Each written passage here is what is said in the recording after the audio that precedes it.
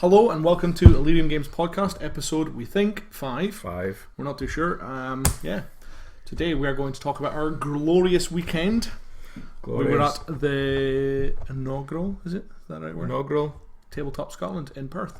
First one. The first one, yeah. It's the first Tabletop Scotland in Perth. It was a 2-day event for a board game convention. I'm Breck, by the way. Oh, Breck, and I'm Jason, as usual. We probably should say we've no special guests today, because no special guests. Nobody attended with us. It's just us. Well, Layla was there, but she came on a Sunday. Iona was there. Okay.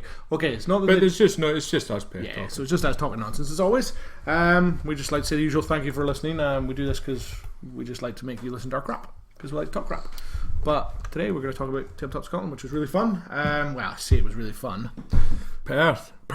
Yes, we started our journey at what time in the morning? Well, I got up at 4:30, and you picked me up at 5:30 in the morning, AM, and we drove down. That was on the Saturday morning, Saturday the 1st of September.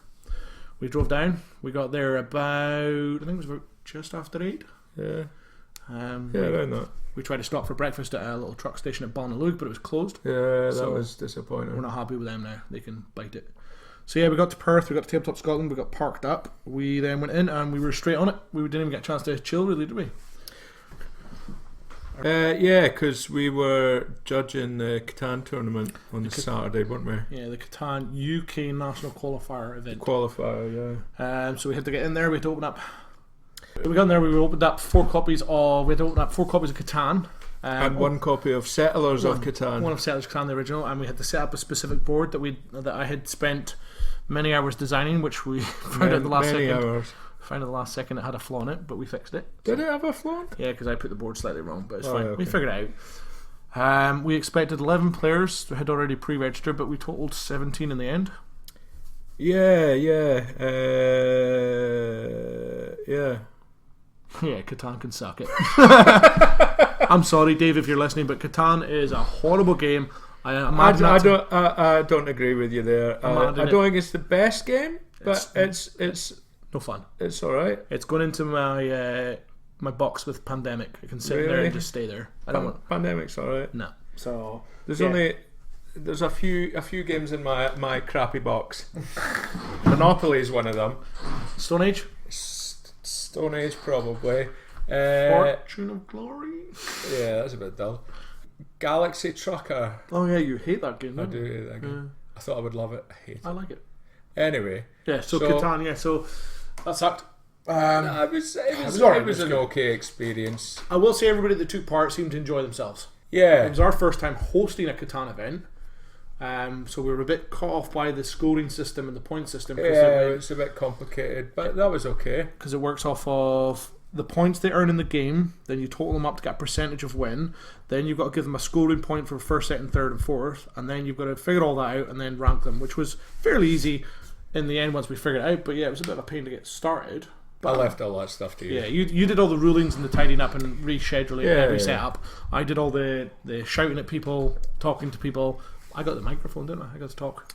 I got to sing in the microphone. Yes, yeah. We had across the road from us was Kit from ABZ Games doing the Shadespire tournament, which I believe they topped 20 players possibly. They did really well as well.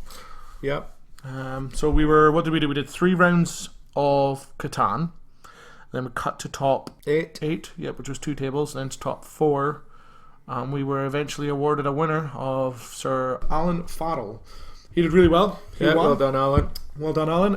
I believe in second was Matt, then third was Dale, and fourth was Ross, was it? No, Dale was last. Dale was last. Dale was fourth. Oh, was it Alan, Ross, Matt and Dale, I think it was?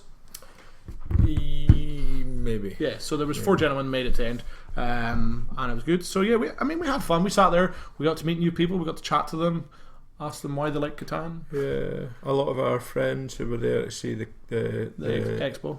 Yeah, they just came up and sat with us. Yeah, we had people coming in and visiting us. Yeah, we had people visiting all day just to say rather hi. than going playing games. Exactly. They travelled all this way to come to that convention, but they sat with us and asked us questions, found out. We got to speak to Ben and Josh from the Unlucky Frog for a wee bit. They briefly stopped by to say hi. Yep. Took a lovely photo of us. What else? So that was really our Saturday, wasn't it? It was kind of caught up with the Catan for most of the day.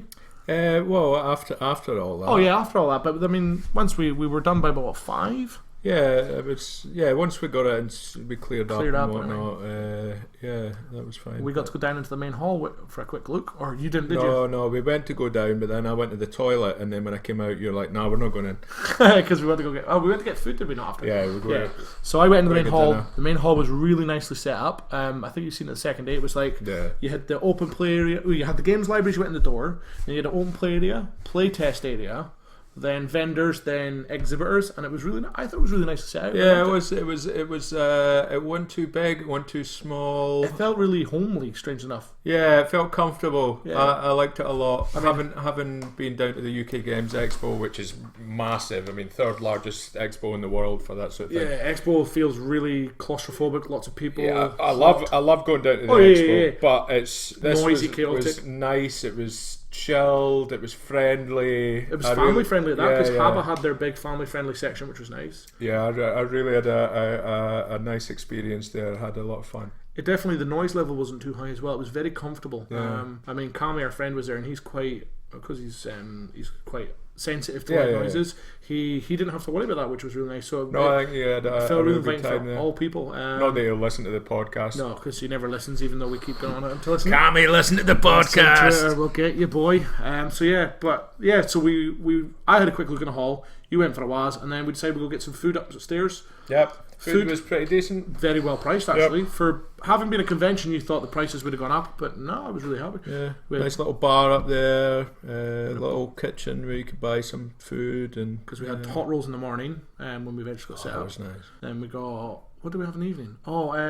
I had a burger and you had soup. Didn't you? Yeah, I just had soup. Nice, I had burger at lunchtime. Yeah, it was really good actually. Really, really pleasant, really cheap. Yeah. And then we did the. Oh, we went to the seminar. The Unlucky Frog. D100 plus one. Room D100 plus one. Yeah. Not a rip off of anything. Like that. Yeah. So original design. Just stuff they don't like about the hobby. It was. So the first one was things they found about the community that was toxic, which one was the internet and stuff. Then the next one was things they hate about board game design, and then the last one was board games they hate, which was cool. I was really interested. The Mind one. Yeah, the Mind, because for a game that had been hyped so much. Yeah. Having seen the game and heard about I've not played it, but I've seen reviews, and it really didn't strike me as it's something that I would want to play. But then I like heavy Euros. A terminology they didn't like being used, Euro trash or meta trash, and that. Yeah. But no, it's good. We got to see like different people from other podcasts, other exhibitors and stuff. It was quite cool. Josh was on form with his comedy. And his lovely suit. And his beautiful suit was. I don't know why he wore that. No, it looks like a court suit. But why was he wearing it? Because it was being recorded. Oh no, they were filming it. They filmed it. Yeah, they filmed it, so that'll go up. That was on for about an hour, and then after that we meandered through to the bar where the Unlucky Frog team then put on a pub quiz. Which you really enjoyed. I thought it was a lot of fun. Yeah. I mean, it was all the questions were board game related, even though they were quite tough. Our team was myself, you, Iona, and Gabby. First round was first place and decide the first player of the game. We did all right. We did do two. Well, we did some bad ones. There was ones that I should have got that I didn't. Yeah. The second one was Was that the hand in the box? Hand in the box, yeah, where you had to put your hand in and feel an object from a board game. Game component. We did alright with that. Yeah. Apart from Gabby's abysmal description of a Warhammer model. Yeah, that was pretty poor.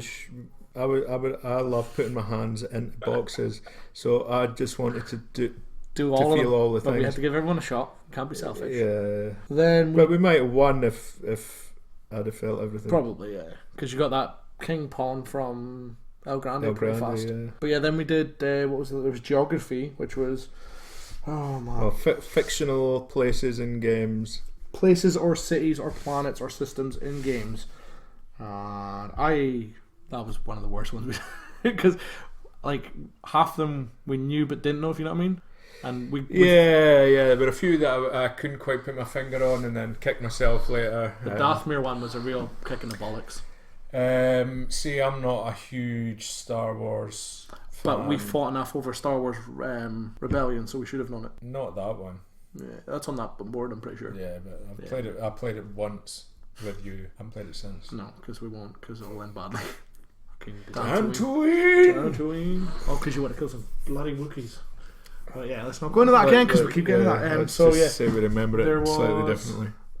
What else was there? There was another category was board game. Oh no! Before that, there was the reviews one. Oh yeah, the 1-star reviews. You had to review. guess. They give you a 1-star review for a board game. You had to guess what the game was. I think we got 1 or 2 of them. Did we not? Maybe, yeah. But we didn't get some of them. And there was the best one. Now, apologies for the language. It was "fuck this game." What game is it? Monopoly, which was fitting. It makes sense. Yeah. So yeah, that was cool. But the best one, you loved the last category the best, didn't you? What the last round? Yeah, board game or porno. Board game or porno. And your favourite one was? Balls chess. Which is either a board game or a porno. Balls chess is. That was a game, wasn't it? It was a game, yeah. It was really weird. My favourite one was Horatio Slice, The Confessions of a Space Pirate. Board game or porno? That was porno. That was totally porno. But there was some good ones. There was Fanny, yeah, that was both. That was both, yeah, board game and a porno. There was it Titten, Arse and Sonnenschein, which is German for tits, ass and sunshine. That was a board game. Yeah, which a lot of people obviously thought would have been porno. Damn Germans, tricking us all the time. So yeah, we did all right. We came. What did we come? We came joint second or third, was it? Just joined fourth. Was it joint fourth? With about 4 7 other other teams. teams, something But like we did that. all right. I think we did all right. We got a good score. There wasn't much in it at the end, really, but yeah, because we went to the last round. They read out the scores, and we were pretty close to. Yeah, there were only a matter of like a few points in it towards the end. So if we would have picked up another couple of points in the other rounds, we could have scraped that first place. We could have got there. We could have. But yeah, they did good. The Unlucky Frog team did a good job. They also did. Yeah, they done a fantastic job. Gave out some great prizes. There was also tickets to, I think it was Uncon we were giving out as well from the guys from Uncon. Yep. Which was really nice of them. That was pretty cool. I think they gave away a copy of Colt Express and T-shirts and dice. T-shirts, dice yeah. Really enjoyable. It's quite funny because as we were sitting there, everyone networked the tables and handed out business cards, which was quite handy. Yep. Whereas we were lazy and just put a pile of them at the end of the room. I'm waiting for people to come down and handed them out. Yeah, anybody that came to our table, like, oh yeah, we'll take one and have one of ours. Swapsies. Yeah, so it's like a trading card. But yeah, what else was there? That was really our Saturday, wasn't it? We kind of went back to the hotel. He met an interesting young woman in the reception hotel who assumed that we were a couple. Probably a couple, yeah. And was not believing that we wanted separate beds at first, but we got there. But she was a nice lass. She was a good lass. Yeah. We also sat and watched. We ended up until 2 o'clock in the morning watching Fright Night. Yeah. Because you can't start watching a movie. My wife hates that. And you must finish it. Yeah, my wife goes mental. See if I put a movie on, she's like, turn over now. I'm like, watch it, turn over before you get into it. I'm like, why? She's like, because I don't want to stay up till stupid o'clock in the morning. So like, I try not. If I watch more than 5 minutes of a movie, I get invested. I'm like, I've seen it, but I've got to get to the end. Even if you've seen it before. Mm-hmm. Yeah, it's horrible. So I try not to flick too much at night. Do you not fall asleep watching movies? Nah, because I have to watch to the end. I have to complete the movie. But what if you do fall asleep? Would you have to go back and watch it? No, I'll probably end up just going and find the DVD and watch it. I usually have these movies on DVD and stuff. So yeah. Well, yeah, Fright Night was alright. I'd seen it before. You hadn't. It's a typical cliche movie. Don't go there, don't do that, but let's do it anyway. It was alright. We'd been up since 4:30 in the morning. And we were still up. We were nearly up 24 hours almost. It was brutal. Yeah, we were. And I was on that stupid little fucking bed thing. I was alright in my nice big double bed, comfy. I was in that stupid little bed.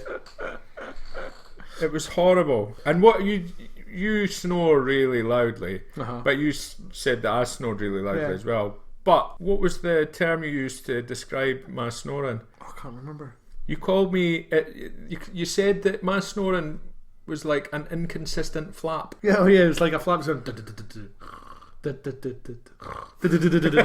was like, what the hell is that? Like, so you go. To be fair though, really weird. It was awful. To be fair, you were very similar in your snoring. I'm surprised I make it through the night sometimes.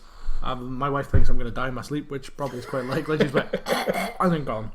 So yeah, but yeah, so we eventually got up to my alarm at 8 o'clock in the morning. Was I think. Yeah, because you were up for a Destiny tournament. which was penciled to start at 9:15, but didn't start at 10:15. Yeah, no, we could have had an extra hour in bed. I blame Steve. Steve's fault. But yeah, let's go. But no, so we got up, we got showered, we got ready, and we went straight to the gun. We were there for day 2. We were there early, but there were still loads of people, even though we were early. Yeah. Yeah.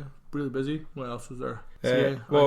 On day 2, Layla came down. I met up with Layla while you were doing the Destiny tournament. Yeah, Star Wars Destiny tournament, and we had a look around and played some games and just took in a bit of the con, really. Mm-hmm. I don't know if you managed to get any games played after Destiny. I only managed to get to one game. I was going to try and do a few, but I only managed to get to Legends Untold, which is like a card-based dungeon crawler. It was alright. It's got... I can see a few flaws in it here and there, but... Yeah, but I enjoyed it. I mean, I played it with a couple, which I'm not too sure who they were. They were nice, so we sat and played together. That was really it. I mean, I had a look at other games, but I didn't get a chance to sit and play. I wanted to try Gladiators. I wanted to try some more of the One Free Elephant. I wanted to try get another shot of Mark McKinnon's Wreck and Ruin, but I didn't get a chance of that. But, I mean, I'll sure get shots at some point.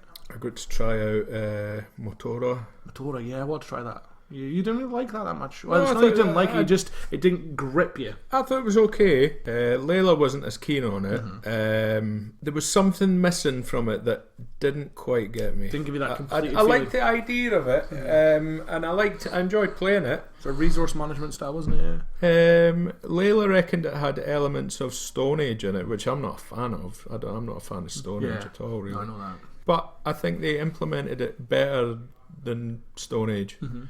You're basically various different tribes on an island, and the sections of the island are placed out kind of randomly, and you basically have to survive on this island, you and your tribe.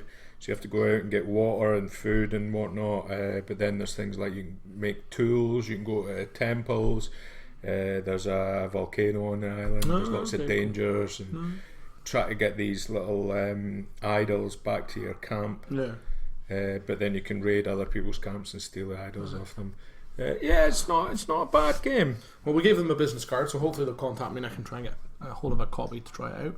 Yeah, because I'd like to try that one because it piqued my interest, and I like a worker placement. I do like a worker placement. Yeah, I love a worker placement myself. You did play a game that you got really excited about, that dancing game in the playtest area. No, yeah, that you was came off the back that really. A fella called Aaron, can't remember his last name, sorry, but he had a game that he was in the process of design. It was mainly design, but he was tweaking and whatnot. Mm-hmm. It was called Last Dance, or The Last Dance, and it was like the game was surrounded like a queen's ball, where you and the other players each take the role of people at the ball. Yep.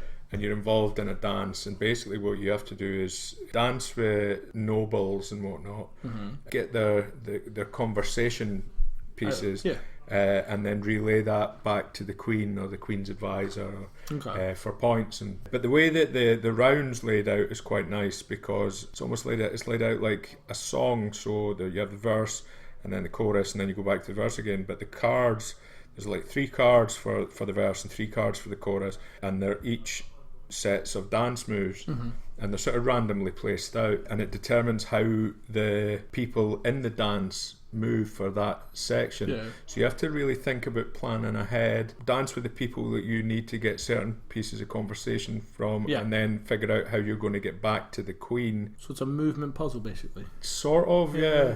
There was something really nice about. You came off the back of that, really, like, even on the drive home, you were constantly, remember that game, and you were like just picking up. Yeah, I really enjoyed it, and I think Layla really enjoyed it as well. I mean, it could use a bit of work. It's still in early stages, but the guy was taking on a lot of. You said he was writing a lot of notes down. Yeah, a lot of notes from what we thought of the game, what the sort of things that we would maybe put into the game, or things we would change about it. Just taking on board criticism. But at its core, I think the guy's got a solid game there. I'd like to see him do more with it. It was really good. I didn't get a chance to play it, but I did manage to speak to them briefly. It was the guys from Dice Summoner that made the game Dice Summoner. Hopefully I'll get a chance to get hands on that. I was pretty good, because when I went round to see them, they were busy in the middle of a game, so I didn't want to disturb them. But hopefully. Just a chance to do much. I was just so busy, like, from running a tournament to taking part in a tournament. Yeah, I mean, we were dead tired by the at the end of it. We actually ended up leaving at 4 o'clock just because we were so exhausted, unfortunately, because so we could started to get drive back home. up the road at a decent time. But there was other things going on that we didn't take part in. There was I was to say, there was the Haba family area. Cold Spring Games were running family friendly games. There was the open area with the library, which was pretty cool. There was heaps of RPG, D&D, etc. going on, like loads of them, and that, from what I've read and heard, that was really well received. They got to try some of the new stuff as well. What else was there? There was competitions for different games: Carcassonne, Destiny, Shadespire, Catan. But yeah, there was different vendors. So there were Settlers, there was West End Games, there was Big Dog Books. There was a lot of Scottish guys represented. It was a big Scottish contingency represented. One of the things that was pointed out was quite funny was Mark McKinnon said to me from Wrecking Room, he was like, well, I'm not sure what we're going to do, because normally I have a dinner with these guys, with the Unlucky Frog guys, because it keeps our Scottish guys together when we're at cons, but since we're all Scottish, it's kind of really friendly, and so it was really nice. It had that nice atmosphere, and really impressed with it. I mean, the guys, Dave, John, Simon and Duncan have done, as far as I'm concerned, a fantastic job. It was a good con, man. The only thing I would suggest them, which I have suggested them, is that sort of events, let them run registration right up to the night before, close it off at 10 p.m. the night before, and then do on the day registration, so you can get a list of who's pre-registered, and then that will give a nice, because it keeps your numbers going. But I understand they had to cut the tickets off so they could print out tickets, which is fine. But they did do on the day door sale tickets. They had, now I'm not going to do the exact numbers, but it was 850 people on the Saturday, 650 on the Sunday, with a total of 1,058 unique people. Now, considering Dave spoke to me earlier in the year and he was expecting 350, he said if he made 350 he'd be happy. I mean, he must be ecstatic because he smashed that target. So yeah, no, he put on a good show. I generally, thinking back on it, I can't really see any faults in it. I really can't. I mean, he'd probably tell you differently. He'd probably say that there was all this going wrong, but we managed to pull it together at the last minute. You know. But from our perspective, things seem to go quite smoothly. I mean, even for the first con, what the most common thing was, comment from a lot of people was, this feels like a con that's been running for years. Oh yeah, it didn't. It didn't feel like it was like their first go around. Like, I've been to some cons and their first go and they're shambles, and I'd just rather never go again. But this felt natural, happy. Yeah, oh yeah. I mean, you can't praise it enough. There were some people were obviously, some people were like, oh, I didn't like this, I didn't like that, and then these are people like, oh, I didn't like this, but I don't really play many board games. You're like, see, you're never going to please everybody. Yeah. At the end of the day, isn't it? Next touch was we found was quite amusing was deodorant in every bathroom, which was funny. Yeah, that was good. We are a certain clientele, some of us, but not us. We're good. We showered in the morning. Yeah. But yeah, I mean, overall, yeah, I mean, what can we say? That was a good time. We're looking forward to the next year. Shout out to Bez as well. Played. Bez, yeah. Went up and drew some more cats for his wall and showed us a couple of new variations from his Wibble Plus Plus game. Oh, is he? Which were a lot of fun. Because we've both got Wibble. Yeah, Wibble's a good. It's a deck of cards and it's got 28 different games. Yeah, something ridiculous like that. I never got a chance to speak. Go to on Bez. his website and you can make up your own games as well. And me and Layla went up and had a nice chat to Bez and. I always like meeting Bez.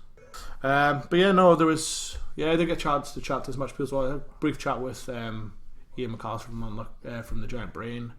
He was on his own this time. He didn't have his buddies, but hopefully it'll be next year. The guys that do the Giant Brain podcast. There was Unlucky Frog guys there. There was Richard from We're Not Wizards was there. There was lots of media guys. Is it Kat from I Play Red was there? She was there. So it was nice to see different people, and everyone was just so friendly, happy. Yeah, it was nice. It was a nice weekend. I've got a few suggestions for events for him for next year, because he's talking about obviously trying to put a bit more on, obviously, because the event room we were in was a bit underused. I think there was a lot of space left over. We could have thinking. So I'm going to speak with Dave and see if we can organise something that I'm good at organising. I think there's certainly room to grow and play around with some different ideas. And they've got an extra. I think they're planning next year to hold it a week earlier so they can get the other room, because the other room's a curling place where they've got ice, but they lay the ice at this time of year, so they're going to set it up for the week before they lay the ice, so that'll be nice and handy. Cool. I also got to try out Forbidden Sky. This is the circuit board launch one from the guys who do Forbidden Planet and Forbidden Island. Yeah, Forbidden Island. Matt Leacock. 2 cents. You keep chatting. Matt Leacock designed it. Matt Leacock of Pandemic fame. Is it? Yeah, because they're cooperative games. I know you won't like them very much. What's it called? Forbidden Sky? Yeah. Forbidden Sky is like the next iteration. I'm not sure if the games are supposed to be lined up. Was it not just in their area? I think it was. It was just down with that guy's. Matt Leacock, who's publishing it. It's being published by Game Right, isn't it? Yeah, maybe. I don't know who was doing it. Yeah, I think it's the Game Right game. But yeah, I mean, it was just an interesting take on that type of game. The Forbidden series. The Forbidden series of games, yeah. Where you have to complete a series of tasks before the storm level gets too high. Get that rock off. But in actual circuitry, did you not say? Yeah, you build up. You have to get the rocket powered up so that you can escape. So you have these little discs, and you have these little pylons that you lay out, and you have to power them up and connect them with wires. And it's all like just little sort of metal strips, and you sort of lay them on top of each other. And once you've got a completed circuit, then you have to get all your players back to the rocket, and then you can launch the rocket. Oh, nice. But because it's all connected, you know, it starts lighting up and making sounds and whatnot. But yeah, it's a nice take on that type of game. Yeah, I mean, if you like Forbidden Island, Forbidden Desert, it's gonna grab you nicely. Yeah, it's another level. Yeah. I think it's meant to be carrying on from the last one though. Alright, kind of like a story. Ooh, an underlying overarching story. Yeah. Interesting. So I think you escape the desert. No, you escape the island. You end up in the desert, and then you take a ship out. You take that crazy space ship thing, and then you take it to the sky. So there could be Forbidden Sky, not Forbidden Sky, Forbidden Space, or yeah, where are they going to go next? Are they going to go into outer Forbidden space? Planet? Oh, That's already taken. Yeah, they can't have that. Forbidden Dwarf Star. I mean, I'm sure they could come up with a name. Forbidden Asteroid. Forbidden Meat, yeah. Well, yeah, we'd have Forbidden Space and then Forbidden something, I guess. Forbidden Space Station. Yeah. So they could. I don't know. This might be the last in the series. They might take it further. Yeah. I don't know. Where they're going to go in this rocket? Who knows? Yeah, it was fun. It was good. Definitely doing next year. I've been to some cons where I'm like, nope, not going back. But this year, definitely going back. I'm looking forward to it. And next year, sorry. Yeah, I think it's a good one to sports as it's in Scotland. Well, it's Scottish, and for what Dave expected 350 people to be nearly 1,000. Yeah, phenomenal. Good job, Dave.